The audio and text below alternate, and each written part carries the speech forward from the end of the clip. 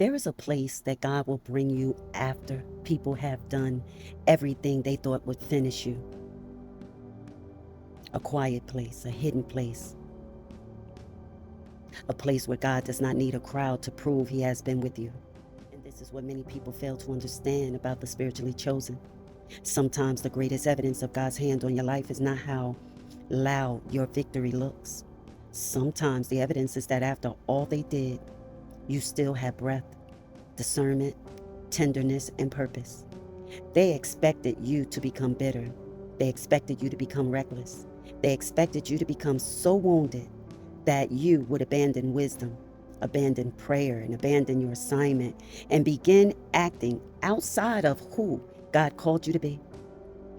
But they made a mistake. They did not know God had a garden prepared for you. They did not know there was a place in the spirit where heaven would meet you, speak to you, cover you, correct you, strengthen you, and remind you who you are. And when God meets you in that garden, the enemy loses access to the version of you they were trying to create. They attacked you hoping to manufacture a person God never made. They pressured you hoping to awaken a reaction. They lied hoping to distort your name. They provoked you hoping your pain would speak louder than your purpose. But the garden changed the outcome. Because in the garden, God does not just comfort the chosen. God restores sight. God reveals motives. God exposes the hidden hearts. God shows you who was sent, who was pretending, who was observing, who was competing, who was using your kindness as an entry point, and who was secretly hoping your life would collapse so they could call it justice. That is why the garden is not just peaceful. The garden is revelatory. It is where God lets the chosen see clearly without becoming cruel.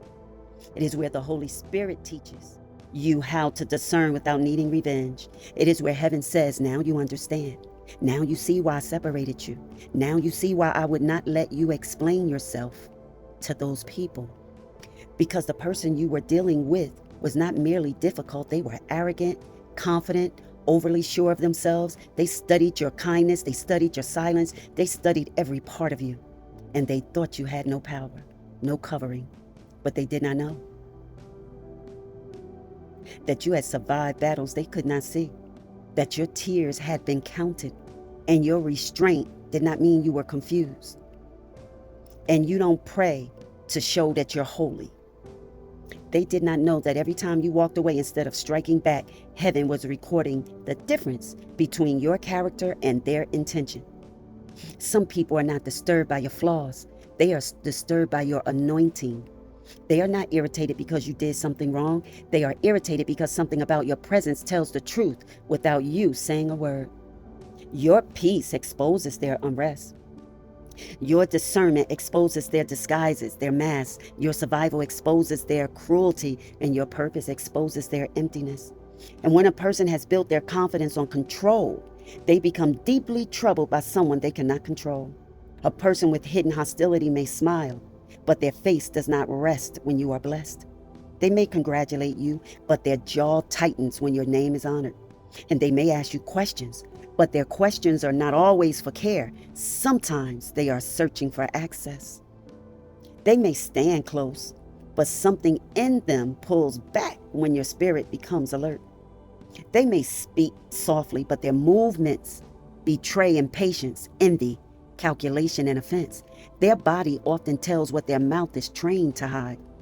They lean in when they are collecting information. They pull away when they are exposed. They laugh at things that are not funny because they are trying to manage the discomfort. They over-explain when their motive has been touched. They become dramatic when accountability is present. And when they realize you are not as blind as they believed, they shift. And that shift is important because the arrogant person is confident as long as you are unaware of what they're doing. They are bold as long as they believe you cannot see.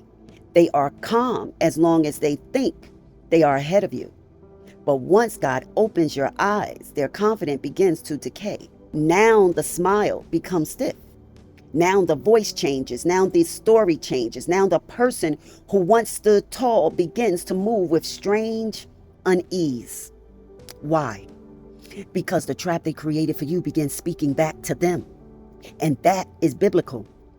Haman builds gallows for Mordecai, but the very instrument he prepared became his own ending.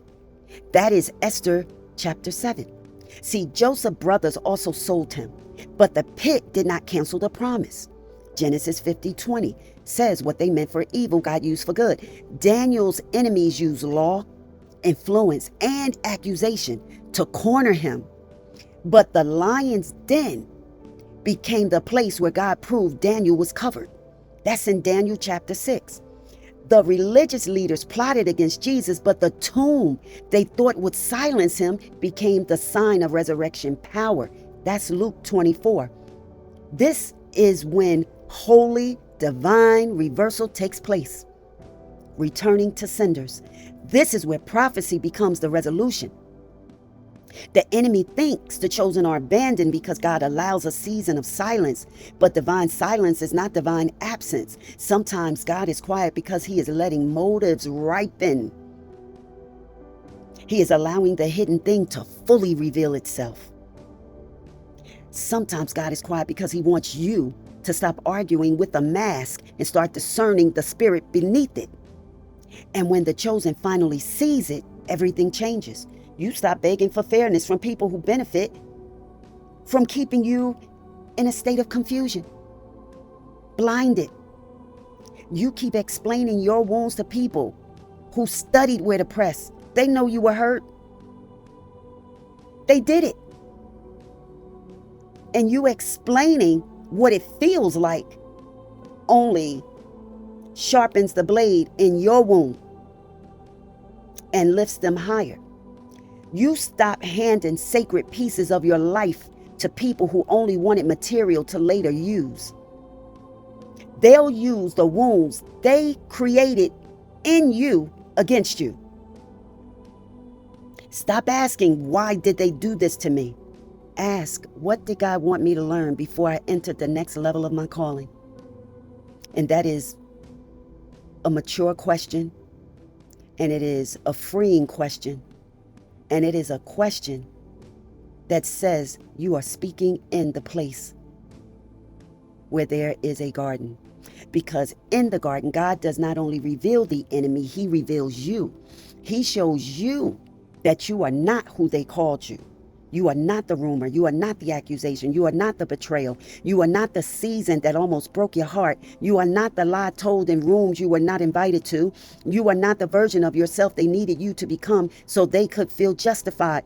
You are chosen. You are covered. You are being refined. You are being taught how to carry sight without hatred. That is why the enemy becomes trapped in the end. Not always because something dramatic happens in public. Sometimes the deepest trap is internal. Trapped inside the knowledge of what they did. Trapped by the fact that you did not fall apart the way they predicted. Trapped by the fact that your purpose kept moving. God still speaks to you. And the fact that the person they dismissed was the person heaven had marked. Disappointment visits them. Not always repentance. Sometimes just simply regret. And the regret is that they hate that their plan did not work. And they go right back to the drawing board, calculating, searching for another way to preserve their image. And this is why the chosen must discern carefully. Do not mistake their sorrow for transformation. Do not mistake their trembling voice for a clean heart or their sudden softness for surrender to God. Some people only become emotional when the control breaks. They only appear humble when their strategy fails. Some people only apologize when the consequence reaches them. But the chosen must not become hard. You must become wise. That is the lesson. The garden is where you become prayerful, and it teaches you. And it teaches you to test fruit. It's a place where you're able to cry your tears, and where titles don't matter. They never honored your soul. They needed you to lower your standards and accept that for where you are destined to be. They don't want your light submitted to God. They were drawn to you because they are hungry. They see what heaven placed in you, and they want to benefit from it without honoring God. This is why discernment matters. We have to know the difference between a person who is wounded and a person who is wicked.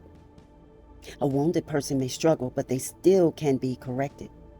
A wicked person studies correction only to avoid exposure. A wounded person may need healing. A wicked person uses wounds as weapons. Has anyone ever taken a wound that you've had and used it as a weapon against you? In grief, in a breakup, in loss of a job, business falling apart?